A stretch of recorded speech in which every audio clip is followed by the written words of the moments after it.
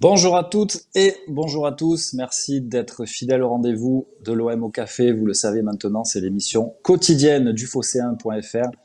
Salut à Polka déjà, qui nous aide beaucoup à organiser ces émissions. Salut à Jarod Honner. Salut à José Letaille. Et puis surtout, salut à Karim, mon invité ce matin. Karim Diouf, que vous connaissez tous. Invité de qualité, comme souvent sur le phocéen. Karim, comment vas-tu ce matin? Salut. Ça va, je vais très bien, j'espère que tout le monde va bien, à part que je vois pas du tout le... Le Là, je suis pas chat? connecté, j'ai l'impression. Ouais, j'ai un écran noir.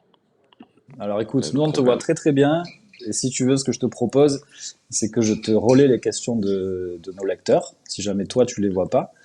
Euh, alors il y a déjà pas mal En de fait, questions qui arrivent, notamment une, c'est vraiment le fils du père. Est-ce qu'on peut vraiment répondre à cette question comme ça? On te la posera plus, Karim. effectivement, tout à fait. Voilà, donc n'hésitez pas si vous avez des questions à poser à Karim. Moi, la première question que j'ai envie de te poser, tout va bien Karim, non? On t'entend super bien. Et moi, je vois rien, en fait. C'est vrai que j'ai un écran noir.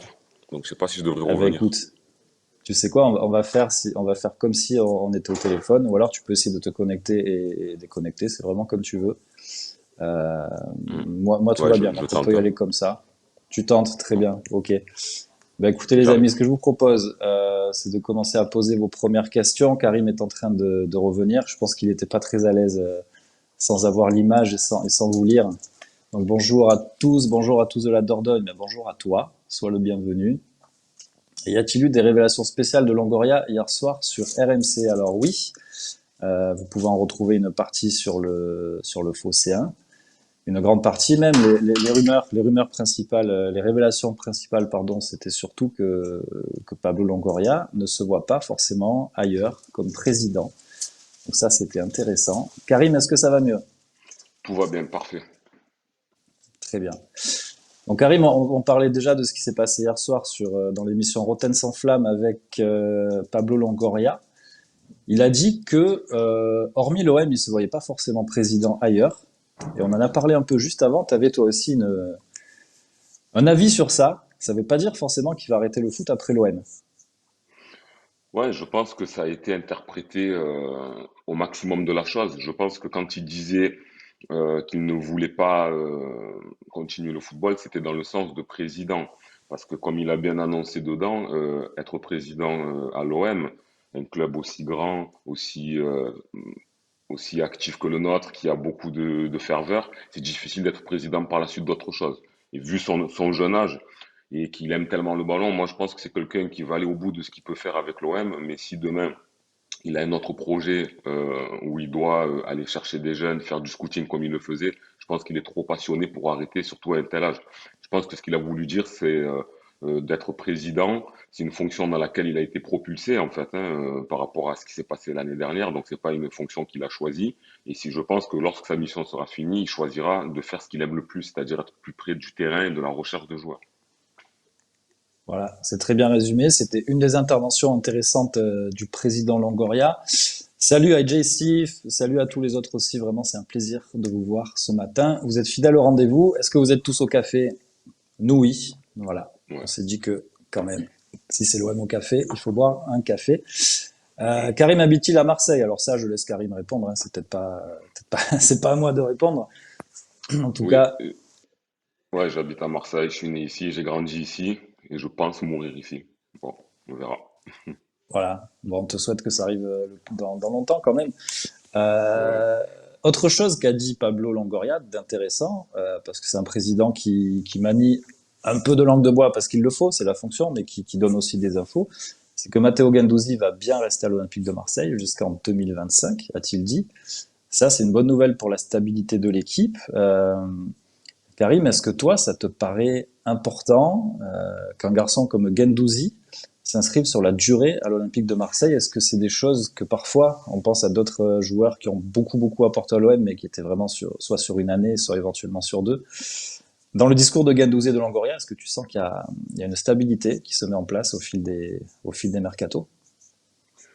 Oui, en tout cas, c'est ce que Longoria essaie de mettre en place et d'essayer d'avoir une stabilité. De toute façon, un club qui réussit, c'est un club stable. Donc, pour avoir de la stabilité, il faut qu'à tous les étages, tout soit mis aux petits oignons. Donc, des joueurs comme Matteo Guendouzi qui sont jeunes, qui ont déjà eu la chance d'avoir une belle expérience à l'étranger, qui apporte beaucoup, que c'est un joueur qui déjà aux 2 tiers de la saison, il a prouvé qu'il avait l'ADN marseillais, qu'il avait du ballon qu'il pouvait apporter, qu'il aimait le club, les supporters. C'est très bien qu'un joueur comme lui s'inscrive dans le projet. Surtout que avant qu'il arrive, Matteo Guendouzi, on se disait oui, c'est un bon joueur, mais il est caractériel. Est-ce que dans le vestiaire, ça va pas poser de problème, etc. Donc, entendre Matteo Guendouzi être parmi les premiers à dire qu'il va s'inscrire dans la durée, c'est quelque chose de bien. Et c'est en plus quelqu'un qui a vraiment l'ADN de Marseille. Maintenant, entre le dire et le faire, il y a un pas. Parce qu'on sait que des fois, un joueur d'une saison à l'autre, il y a des choses qui peuvent mal se passer. Il peut y avoir un changement d'entraîneur.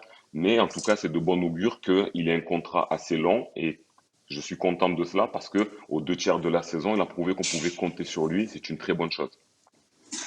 C'est vrai. Ce qu'on va faire, c'est qu'on va alterner entre les questions sur l'OM et les questions sur toi, Karim, parce qu'il y en a pas mal. Mm. On a une question de Claude Papy qu'on salue. Karim, question politique. Oui, on peut Oui. aussi parler un peu politique, ou pas. C'est toi qui le diras, Karim. Ton père a commencé dans un quotidien très à gauche.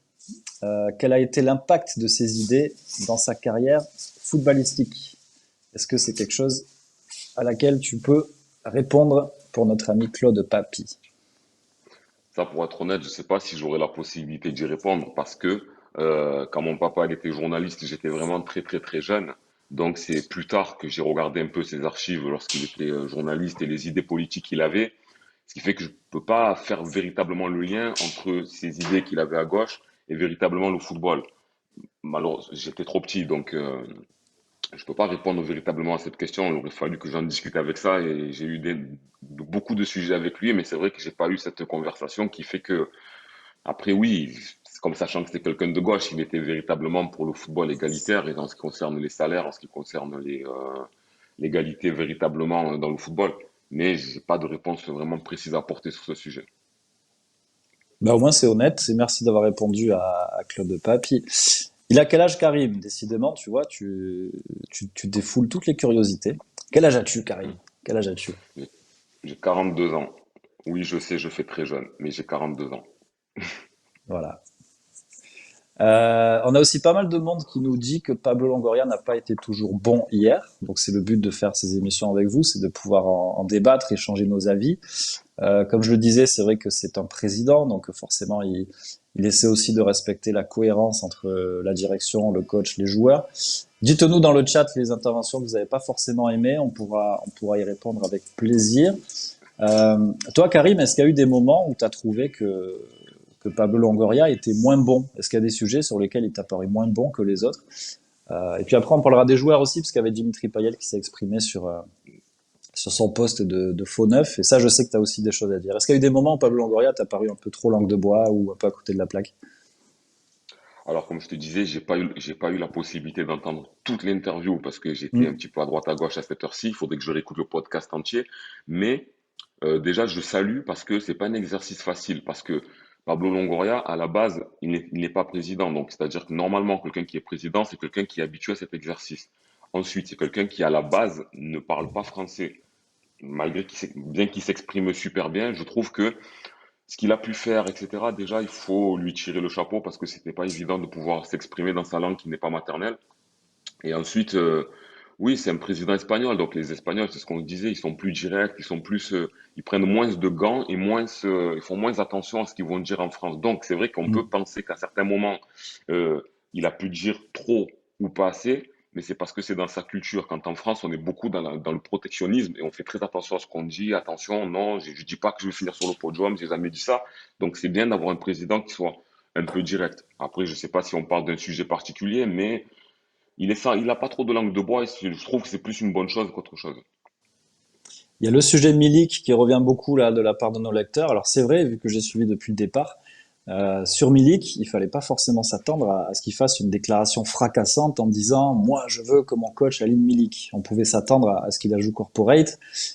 Personnellement, je pense quand même que c'est bien qu'un président maintienne le calme dans un club. Je pense que ça l'empêche pas de parler à Sampaoli. Des infos que j'ai souvent, ce sont deux personnes qui parlent quasiment tous les matins ensemble. Longoria est très attentif aux résultats et à ce qui se passe dans l'équipe, mais il reste le président, le coach reste le coach, et tient vraiment à ce qu'il y ait cette cohérence dans le club. Est-ce que c'est un bien, est-ce que c'est un mal? Donnez aussi votre avis dans le chat. Moi, personnellement, je pense qu'un président doit rester à sa place euh, et que le coach sera objectivé à la fin de l'année selon les résultats, selon ce qui se passe, et que s'il y a des choses qui ne peuvent pas, s'il y a des objectifs qui ne sont pas atteints, il sera tout à fait normal qu'il y ait une discussion beaucoup plus sérieuse qui peut aboutir peut-être à un départ, et que si tout va bien, le président doit accepter aussi que malgré ses préférences footballistiques, le coach ait peut-être d'autres idées. Euh, Karim, que penses-tu de Vincent Labrune? Ça, c'est une question qui arrive de Jean-Paul 83. Donc, on alterne entre des questions pour toi, Karim, et des questions sur l'Olympique de Marseille d'aujourd'hui. Vincent Labrune, tu le classes comment dans les présidents olympiens de ces dernières années? Mais sans la Brune, je suis absolument pas fan de lui, bien évidemment, parce que après, il y a plusieurs choses, mais en tant que président de l'OM, moi je dis qu'à l'OM, c'est une institution tellement grande, un club tellement important qu'il faut avoir les bonnes personnes à chaque poste. Et aujourd'hui, et c'est mon avis, ça n'engage que moi, quand Vincent Labrune, il était président de l'OM, il n'était pas à sa place, il fallait une autre personne.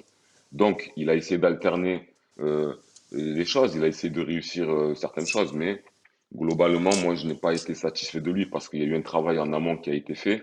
Et non, c'est pas un président que j'ai véritablement apprécié. Donc, il y en a qui peuvent dire oui parce qu'il était un petit peu en conflit avec Pape Diouf. Il y a le côté familial qui fait que ça pourrait dire ça, mais en tant que supporter, j'ai pas véritablement apprécié son passage. Alors, si Je je peux suis pas fan du compléter, personnage.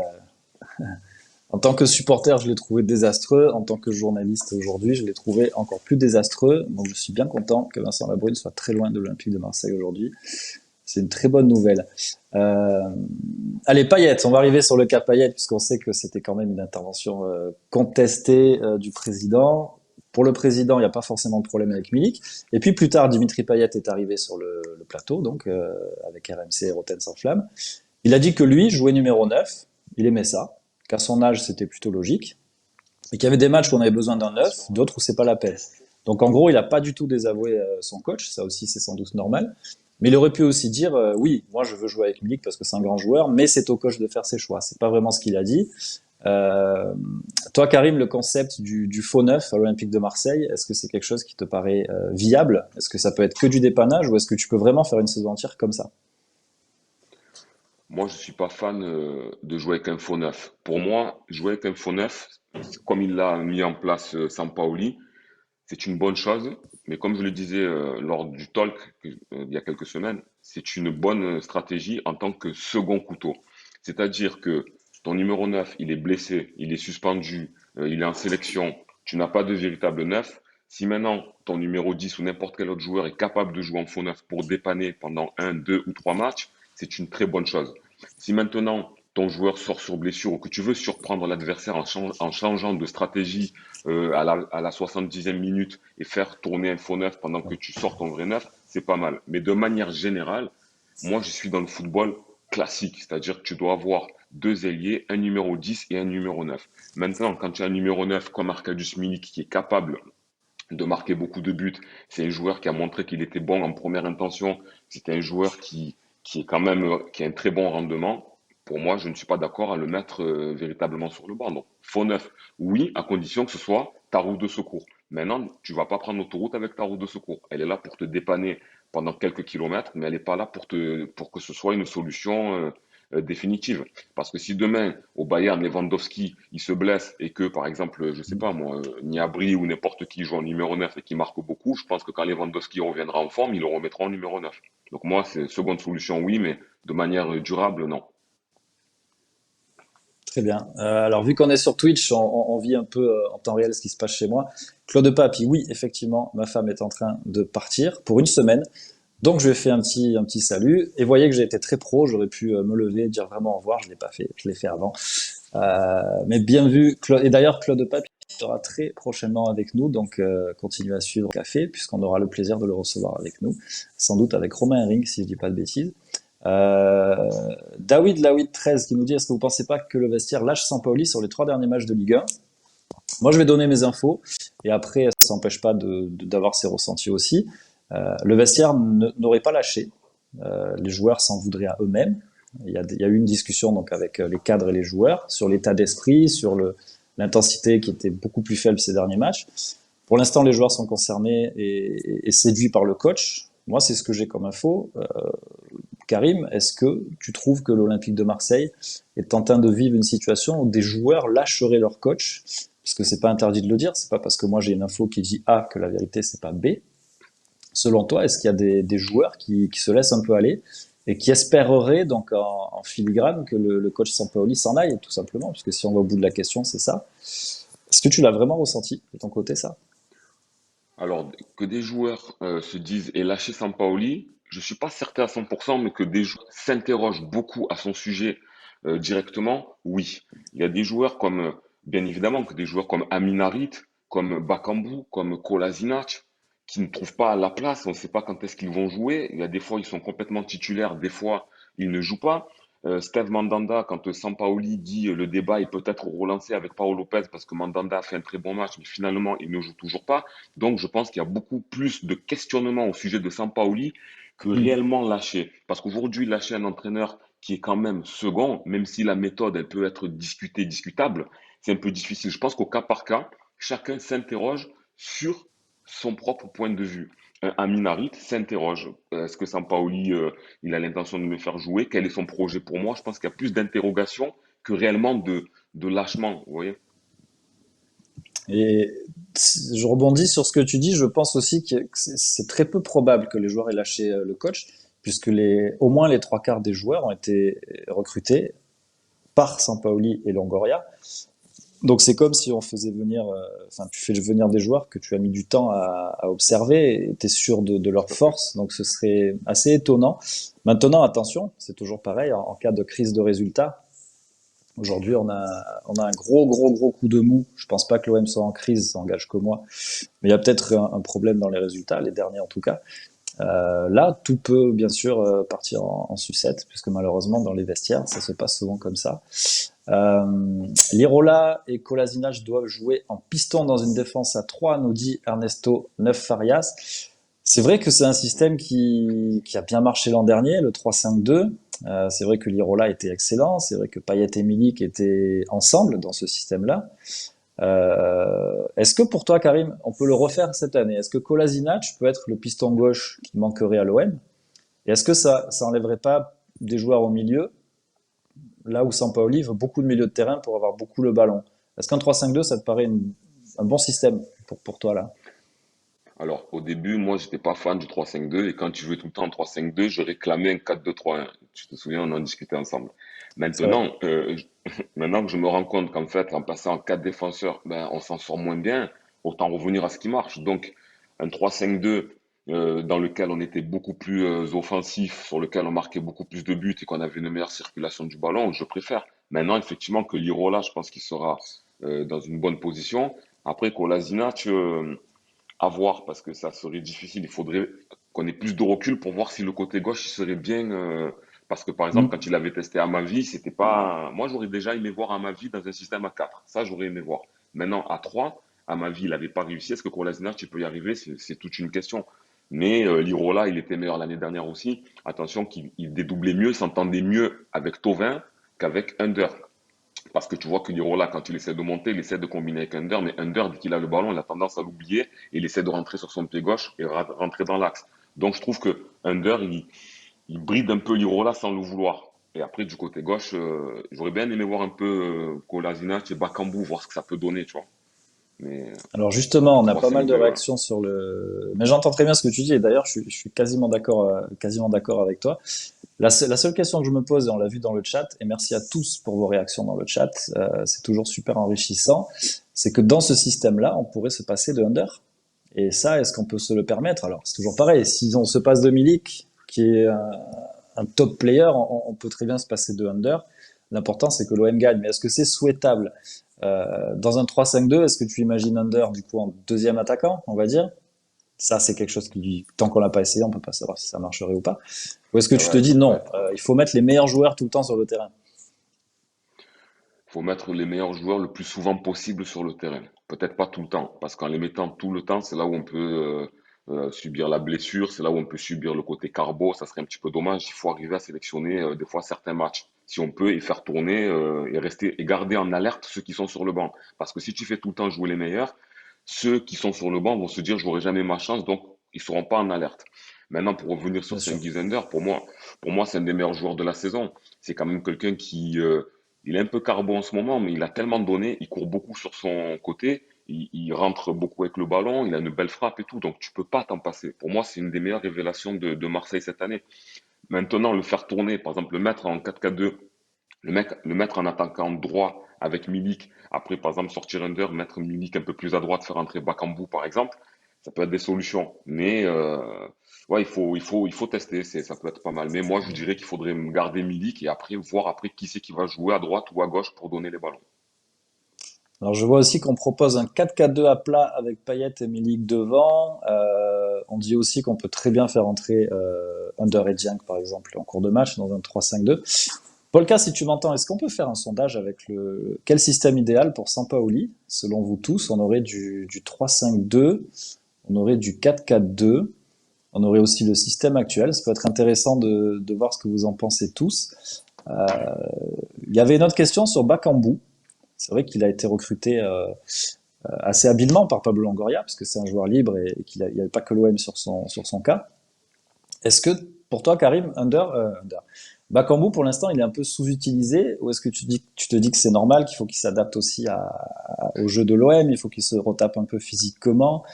Quel rôle là pour Bakambu? Si toi, tu étais le coach de l'OM, tu le considérerais comment? Moi, je pense qu'il est sous-utilisé. Après, peu importe les raisons qui sont propres à Sampaoli, mais c'est quelqu'un qui est bon sur le côté gauche. Milik a déclaré qu'il s'entendrait bien avec lui. Je pense que ça risque d'être ce qui se fait de mieux à gauche parce qu'aujourd'hui, Luis Enrique, il n'y arrive pas. Conrad de la Hmm. Fuente, il a beaucoup de possibilités, mais aujourd'hui, il manque cruellement de confiance. Dès qu'en Ligue 1, on a su comment le prendre, il n'y arrive plus. Donc, Bakambu, il a une meilleure expérience. Et en plus, il lève plus la tête. On a vu qu'il est capable de marquer sur des ballons, il cadre beaucoup, et il est capable de donner des ballons à Milik. Donc moi, je le ferais plus jouer. Et je pensais justement qu'il serait pris sur cela. Et même Milik, quand ton attaquant dit je suis capable de bien jouer avec tel et tel joueur, il faut l'écouter et le mettre dans ces dispositions-là. Donc moi, Bakambu, je ne sais pas pourquoi il l'utilise pas à 100%, mais peut-être qu'il doit le retaper physiquement. On voit pas forcément tous les entraînements, mais pour moi, c'est une bonne pioche. C'est bien entraîné. C'est quelqu'un qui peut apporter beaucoup de choses sur le côté gauche. On a Jean-Pierre 1966, salut à toi, qui nous dit: Oh les gars, 19 points de perdu au Vélodrome, on en parle plutôt que de la tactique. Et si c'était aussi un problème tactique, qu'on n'arrive pas à faire la différence au Vélodrome, Jean-Pierre, c'est qu'une idée, les équipes sont en bloc très bas, c'est à nous de trouver une solution. Donc moi je pense que ça passe quand même par la tactique, plus que par la volonté, parce que la volonté, visiblement, ils l'ont. J'ai pas l'impression de voir des joueurs qui trichent. Je vois des joueurs qui appliquent des consignes et qui tournent souvent en rond autour du bloc et qui n'arrivent pas à être percutants. C'est pour ça qu'on se posait ces questions-là sur le système.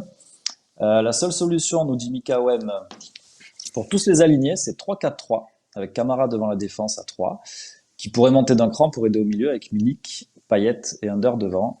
Ça se tient tout à fait. Et d'ailleurs, je pense pas que le 4-2-3-1 actuel va 4-3-1-2, enfin tout ce qu'on veut, ça dépend en cours de match, va rester encore très longtemps. Je pense quand même que Sampaoli va changer de tactique pour le sprint final. Euh, le Sampaoli ne fera jamais plaisir à Milik, nous dit José Le Taille. On peut revenir un peu sur ce sujet-là. Euh, Moi, j'ai pas d'infos sur un problème avec Milik. J'ai plus des infos sur un style que Sampaoli veut donner à son équipe. Karim, on va clôturer ce débat-là, mais dis vraiment ce que tu penses. Pourquoi Sampaoli se passe de Milik aujourd'hui? Est-ce que pour toi, il y a quelque chose de profond? Est-ce que Sampaoli a un problème avec les numéros 9 qui sont très présents dans la surface et qui participent peu au jeu? Est-ce que ça peut s'améliorer? Est-ce que c'est à Milik de changer son comportement?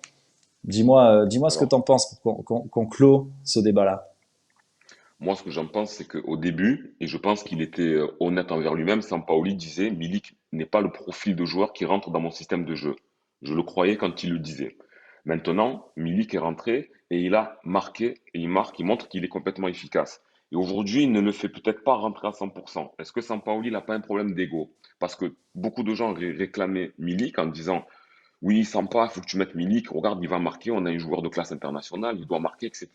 Maintenant, il a marqué, rien n'empêche, je peux me tromper, que ce soit un problème d'ego, peut-être de se dire, ouais, maintenant, ça prouve que je vais faire écouter j'écoute les gens, donc je sais pas. Peut-être que c'est ça, ou que peut-être, pour lui, c'est peut-être pas suffisant. Quand Milik, il fait des triplés, qui marque, quand on le met dans des bonnes dispositions, il marque, ben, c'est peut-être pas le style de jeu qu'il veut voir, mais moi, je pensais que Sampaoli regardait véritablement le résultat. Je sais pas, il doit avoir peut-être un petit problème. Peut-être que Milik, il y a des choses qu'on voit pas à l'entraînement. Il est peut-être, il s'agace. Donc, on sait pas. Peut-être un problème d'ego de Sampaoli. C'est peut-être possible aussi. Attention à ne pas négliger. Ça apparaît dans le chat, hein, et puis je me fais aussi interpeller, mais c'est super, ça sert à ça, d'être sur Twitch. Donc les gars, je vous mets à l'aise totalement. Si moi je suis coach de l'OM, Milik qui joue de la première à la 95e minute, tous les matchs, vous inquiétez pas. Je le fais juste tourner pour la Coupe de France contre le Canet-Roussillon, mais moi je suis un pro Milik, c'est pas aujourd'hui que ça va changer. Pour les sanctions, avez-vous des nouvelles? Jean-Paul 83, je pense que tu parles des sanctions Mercato. Alors non, puisque c'est en cours d'appel auprès du TAS. Donc aujourd'hui, on n'en a pas, mais rassurez-vous, on laisse traîner nos oreilles et dès qu'on pourra, on vous en donnera. J'ai l'impression que Sampaoli en fait une question personnelle et qu'il veut démontrer qu'il a raison sur son 3-3-3-1 109. Je pense, JC, que tu es pas loin de mon avis. Je pense que, alors c'est pas forcément de l'ego, mais c'est vraiment une conviction. Il a envie de faire jouer son équipe de telle manière et il veut montrer qu'il peut y arriver comme ça. Donc maintenant, reste à savoir si ça va vraiment marcher ou si on va droit dans le mur, parce qu'il y a deux écoles pour Sampaoli. Karim, il y a deux écoles pour Georges Sampaoli. Moi, je dis Georges, hein, tu vois, j'ai pas trop l'accent sud-américain. Il y a ceux qui pensent qu'on va droit dans le mur et qu'il vaut mieux changer maintenant, tout de suite, que ça sert à rien d'espérer qu'il se passe autre chose. Et puis il y a ceux qui pensent que changer au milieu, ça sert un peu à rien, qu'on est encore deuxième et que le coach n'est pas encore allé au bout de ses idées vraiment. Toi, tu te situes où? Si tu as envie de me donner une troisième catégorie, tu as le droit. Moi, je me situe que lorsque le bateau commence à prendre l'eau, je ne saute pas directement à la mer. Je me demande s'il risque de m'amener à bon port. Donc, dans un premier temps, on est deuxième. Comment enlever un coach qui est deuxième? Qu'est-ce qu'on va lui dire? Maintenant, on dirait que Sampaoli, il est septième. On est deuxième. Beaucoup disent, oui, mais on va pas arriver sur le podium. Qu'est-ce qu'on en sait? Avec perte et fracas, on peut y arriver. Parce que Sampaoli, bien que moi aussi je ne sois pas d'accord sur beaucoup de choix tactiques qu'il fait, il a un entraîneur devant lui, c'est moi aussi. Il a pas, oula, j'ai bugué. Il a Pochettino devant. Par contre, Mm. il y a 17 coachs ou 18 coachs qui font moins bien que lui derrière sur les points. Après, peut-être pas sur le jeu, mais on est dans une saison de transition. Donc aujourd'hui, il nous faut du comptable. Il faut finir deuxième, il faut de la rentrée d'argent, il faut que Pablo Longoria puisse se recruter. Et s'il finit deuxième en ayant une année de transition, peut-être qu'après, il mettra en place des idées et une philosophie de jeu qui fait qu'on se régalera en finissant encore deuxième ou en ayant titillé le PSG. Mais aujourd'hui, l'enlever au mois de février alors qu'il est deuxième, c'est pour moi, ça serait une aberration. Maintenant, à l'intersaison, est-ce qu'il faudrait l'enlever? Là, on peut plus se poser la question, mais là, il faut terminer avec le coach qui est en place. Qu'on aime ou qu'on n'aime pas, pour l'instant, il est au rendez-vous des objectifs fixés par l'état-major. Donc, c'est difficile de l'enlever. Pour l'instant, je pense que dans cette saison de transition, les gars, il faut regarder le comptable. Quand le comptable ira mieux, Pablo Longoria fera rentrer les joueurs qu'il souhaite. Et ensuite, à ce moment-là, on pourra trouver un jeu qui sera adapté à l'OM. Ça met du temps de revenir. Quand mon papa il a pris l'OM, c'est ce qu'il disait au départ. Il faut du comptable, il faut de l'argent pour après avoir les joueurs et qu'ils puissent travailler ensemble. C'est difficile. Je trouve qu'avec ce qui s'est passé il y a un an, c'est déjà très bien de se trouver là où on en est. Regardez, on ne parle que football. On ne parle pas d'extra sportif, de président qui fait pas son taf, etc. On n'a pas forcément la manière, on a de moins en moins de résultats. Il faut serrer les points pour se dire que d'ici 2 mois, en espérant qu'on termine en février. Maintenant, s'il dégringole et d'un coup on est quatrième, cinquième, là il faut stopper l'hémorragie. Mais on n'y est pas encore. Donc c'est partagé sur le chat, mais de toute manière c'est partagé sur le site du Phocéen aussi, et c'est sans doute partagé dans les virages Sampaoli et Clivant. Donc on en a qui disent non, pitié, plus de Sampaoli. On a des amis qui disent Sampaoli, il faut démissionner. Il y en a d'autres qui disent exactement Karim, je partage ce que tu dis. Sona 13 qui dit Karim, tu me régales. Tu réponds à la pape. Donc merci Karim, tu régales le chat. Alors, il y avait une autre question un peu plus tôt. On va s'éloigner un peu du sujet Sampaoli, Payet et Milik. C'était sur la Conference League. L'OM va recevoir Bâle donc le 10 mars. D'ailleurs, Bâle qui a perdu ce week-end hein, contre Zurich. Donc, il n'y a plus vraiment d'espoir pour le titre de champion en Suisse. Donc, ça veut dire qu'ils vont forcément tout donner contre l'OM pour changer. On n'est pas du tout habitué. Tu la mets où la Conference League dans ton estime des compétitions? Est-ce que vu que c'est nouveau, tu portes aucun intérêt à cette coupe ou est-ce que justement c'est parce que c'est nouveau que forcément il n'y a pas d'histoire avec et peut-être on est un peu sévère? Est-ce que l'OM peut se priver de jouer Tu cette sais, Conference League à fond? non. Maintenant, si le Barça, qui va mal en ce moment, se retrouve en Conference League et qui disait on va pas la jouer, je peux comprendre qu'ils soient habitués à jouer le haut de la Ligue des Champions. Nous, il faut qu'on soit humble, même si on est l'Olympique de Marseille, on est un grand club, mais on est un grand club qui bat de l'aile. On doit retrouver nos règles, enfin, on doit retrouver un petit peu notre entente. Gagner la Conference League, ça serait génial. En plus, à jamais les premiers, ça sonne bien. Ça serait bien à jamais les premiers en Conference League. Il faut pas la mépriser. Rappelez-vous, les gars, quand on a fait la finale de la Ligue, la Coupe de la Ligue, le Y qu'il y a eu à Marseille. Donc imaginez, on va en finale. En plus, on est en huitième de finale. Ça va vite, hein? En deux, trois coups, tu peux te retrouver en finale. Donc moi, je la jouerai à fond. Et si tu gagnes la conférence opéra, ouais, j'arrive pas à parler. Si tu gagnes cette coupe ou si tu vas ne serait-ce qu'en finale, ça Mhm. va créer une Mhm. émulation, ça va créer quelque chose de fou à Marseille. On sera encore visionné en Europe et ça aidera Longoria pour le marché des transferts. Donc, quand on est en huitième, on n'a pas le droit de dire je la joue pas. Ça serait un crime. L'OM doit tout jouer au maximum. L'OM doit gagner. Le but, c'est droit au but. Bah, pour rebondir sur ce que tu dis et pour répondre à nos amis sur le chat, c'est vrai que moi je suis un drogué de l'OM. Alors peu importe la compétition, je veux voir des matchs de l'OM. Ça me fait plaisir de se confronter à d'autres équipes européennes, à d'autres footballs. Le match contre Karabakh, on peut pas dire qu'on se régalé, mais moi c'est des choses qui m'intéressent. C'est comment notre équipe réagit à d'autres foot. Il y a aussi des joueurs qu'on peut découvrir. Enfin, pour moi n'importe quelle compétition est. Alors évidemment, vu qu'on est l'OM, vu tout ce qu'on a gagné dans notre histoire, c'est compliqué de se motiver pour la Conference League. Je m'en fiche un peu. Ce que je veux voir, c'est l'Olympique de Marseille. Euh, Woodstock Ouais, 2800 mais qui nous dit, tu partages aussi Karim ça, j'imagine, oui. que se confronter au Alors, football d'autres pays, ça reste intéressant quand on aime le c'est foot. c'est- c'est- c'est génial parce que si maintenant, en 2018, on avait gagné l'Europa League, l'année dernière, on avait gagné la Coupe de France et qu'on avait été champion il y a 4 ans, je dirais d'accord. Voilà. On gagne Oui. rien, on gagne plus rien. Donc moi, gagner une Conference League, je prends et j'irai au Vieux-Port faire la fête si on gagne parce que ça serait un titre. Il nous faut des titres et celui-là, c'est un titre européen. Peu importe, moi, je le veux. Bon, ben on aura tous les deux, si jamais ça se passe bien, on ira tous les deux et on invitera nos copains de Twitch. Donc là aussi c'est partagé, mais il y a quand même une question pour toi Karim. Qu'est-ce qu'on fait si on gagne cette Europa League mais qu'on finit pas deuxième? Autrement dit, est-ce que tu serais satisfait qu'on aille au bout de cette Coupe d'Europe, mais que ça nous ait pris des forces pour le championnat? À choisir, qu'est-ce que tu prends? À prendre.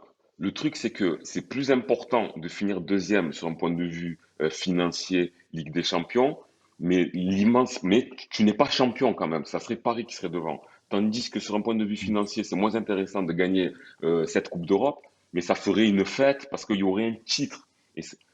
Alors, moi, le cœur dirait, non, la raison dirait, il faudrait finir deuxième. La raison. Ouais. Mais le cœur, et pour la projection de la saison prochaine, je préférerais finir troisième et gagner l'Europe Conference League parce qu'on aura gagné un titre, il y aura eu la fête sur le Vieux-Port, il y aura des joueurs qui voudront venir. Non, mais quand même, non, non, non, non, il faut la Ligue des Champions, c'est trop important. Non, je préfère finir deuxième avec du recul. C'est plus important. Tu vois, non, mais c'est intéressant ce que tu dis parce Ouais, qu'on a tous envie de gagner on des choses. partage. Ouais. Ça fait tellement longtemps qu'on gagne plus rien qu'on a envie, peu importe la coupe. Après, tout le monde sera pas d'accord. Tant pis, ça c'est mon avis.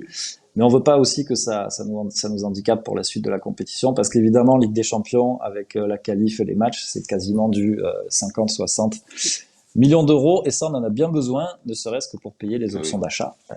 Et ça nous éviterait peut-être de vendre des joueurs sur lesquels on compte.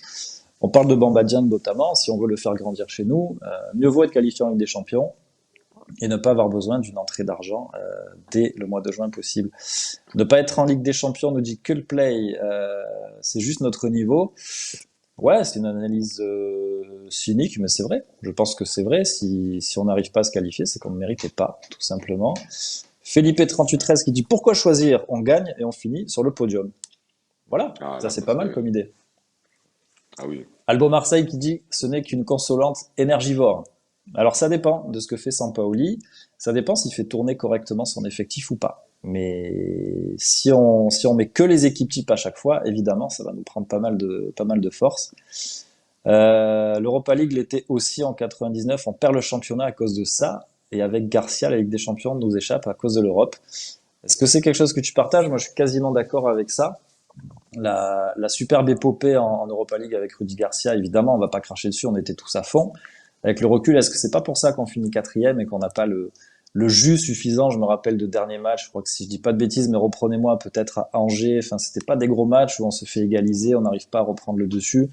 Est-ce que pour toi, ça aurait pu donner un autre visage à ce Champions Project qui nous fait rire aujourd'hui, mais qui était appelé comme ça avant? Si la première année de Garcia, on termine vraiment, enfin, première année Ça, complète, on finit vraiment en Ligue des Champions.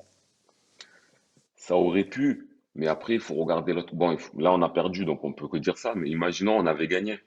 Eh Imaginons, oui. Valère Germain, il aurait marqué le but, on aurait fait bloc derrière, on aurait gagné 1-0.